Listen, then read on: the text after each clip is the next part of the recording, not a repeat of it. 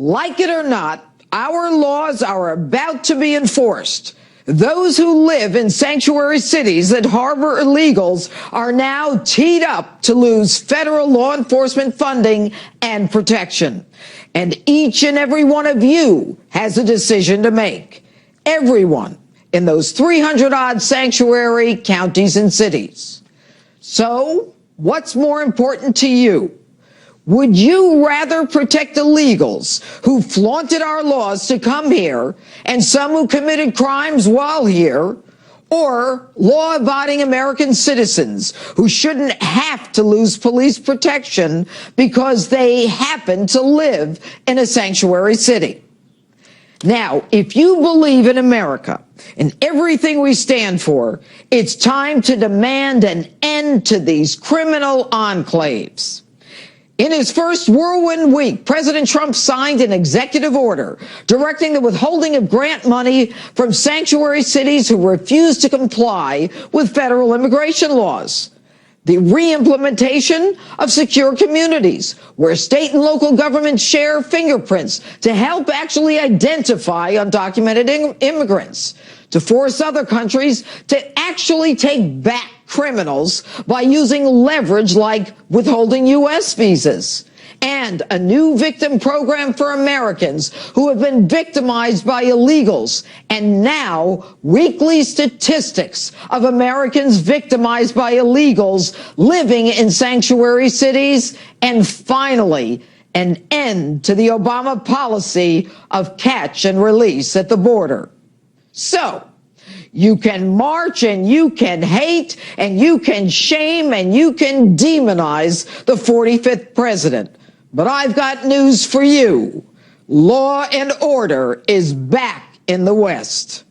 And namby-pamby liberal mayors like de Blasio in New York, Ed Lee in San Francisco, and Rahm Emanuel in Chicago, who say their policies simply improve relations between the immigrant community and law enforcement, are now putting American citizens in jeopardy of losing law enforcement protection. Now, I admire the kumbaya goal of community law enforcement identifying criminal activity by illegals, but it doesn't work. 32 years as a prosecutor, judge, and DA in a county of about 1 million tells me otherwise. Case in point. An illegal beat up and robbed every Friday, every payday. I never heard a word about him.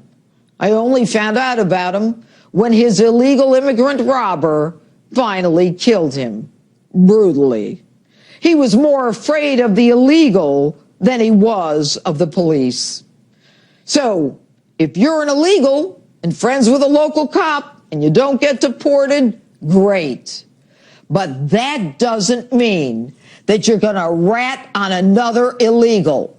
Do you really think that one illegal is going to turn in another illegal, especially when they both live in a sanctuary city? The victim knows that the criminal illegal is only going to be cut loose anyway. The sanctuary city promised not to deport him and the illegal. And an illegal smart enough to avoid apprehension to get here in the first place knows that the criminal illegal has a sanctuary haven forever. So why even have a sanctuary city in the hopes of improving relations when an illegal is more afraid of the other illegal than he is of the police, and so is never going to risk turning in another illegal who will be free to come after him? The whole thing is a farce. And by the way, for those of you who want to protect illegals and get them to cooperate with law enforcement, you don't need a blanket sanctuary city. The law is already in place. It's called a U visa. I used it as DA. If you're illegal and you want to report a crime, this is a visa that protects you and allows you and your family sanctuary from deportation. It's already the law.